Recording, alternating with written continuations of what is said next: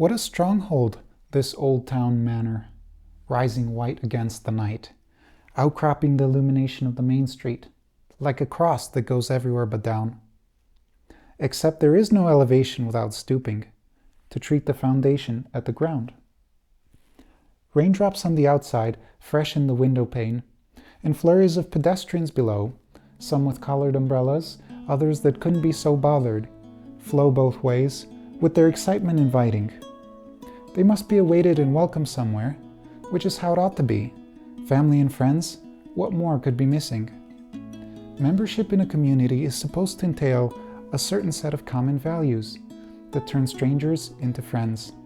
And yet, there is also something disconcerting. When someone is heading toward me on a narrow path, I will take a step aside to let them pass.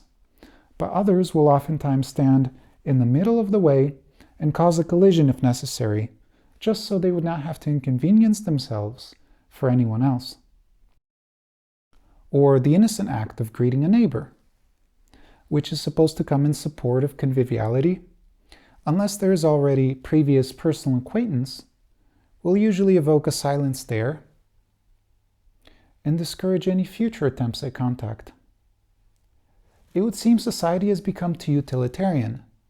The unwillingness to do anything unless it return a material reward, in actuality achieves the opposite effect of making it counterproductive, since instead of collaborating, we are now obstructing, a misfortune felt all the more intensely in a place still in development.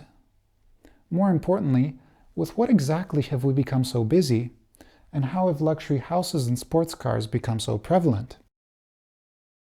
Now, that is not to say that there are not more successful people who could very well afford a higher standard of living, but that there has come an age of over-competitiveness, with many depriving themselves of needs for whatever trinkets are in fashion.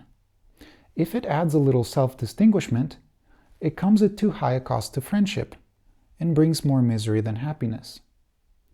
This fabricated sense of desperation particularly opens the way for aggression at work, where all too often the louder someone boasts, the higher they're promoted. Because it is assumed that confidence will bring favors, even if there is no evidence of any special ability. However, those who take are reluctant to share, but more likely to leverage a position for even more compromising power. It is a pity for the humble ones, who conduct their work responsibly, quiet not to bother anybody, but come time for promotion, simply to get overlooked. And if they so much as dare ask for the reason, laughingly be told, with the backup of an entire cracking chorus, next time to try being more bold. Enough times that it might actually start to take hold, but then who will be left to keep the systems running? Those prescriptions are the worst of all, about what nonsensical profits to pursue, and in what unseemly ways to flaunt, not so much with the sincere intention of helping, as to preserve the already skewed status quo, and for any smart but differing solutions, to proceed to ostracize. Until the event that someone needs something, or the boss makes the unannounced visit. Then how everyone remembers their manners. But what matters whether they get what they want or not, when any changes that do happen to come are more in the positions of the people in the hierarchy than to the more critical underlying culture. Only the city has lost its splendor and become somewhat of a parody. We are turning a village into a metropolis, making simple ways complicated, drawing attention to ourselves even when there is nothing much to say. Nor is the tension specific to my community, but seems to have become a global phenomenon, even as more developed places impress with their achievements. They also shock with unprecedented cases of financial and social disasters.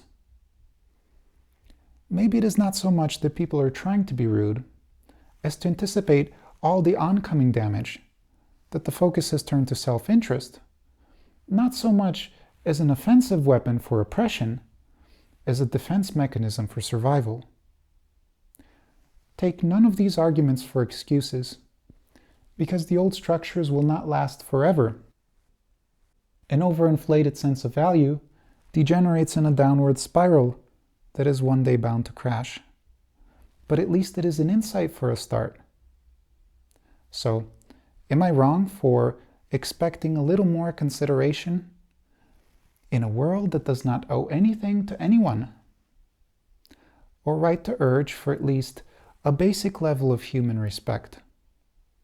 A little more generosity on all sides could go a long way.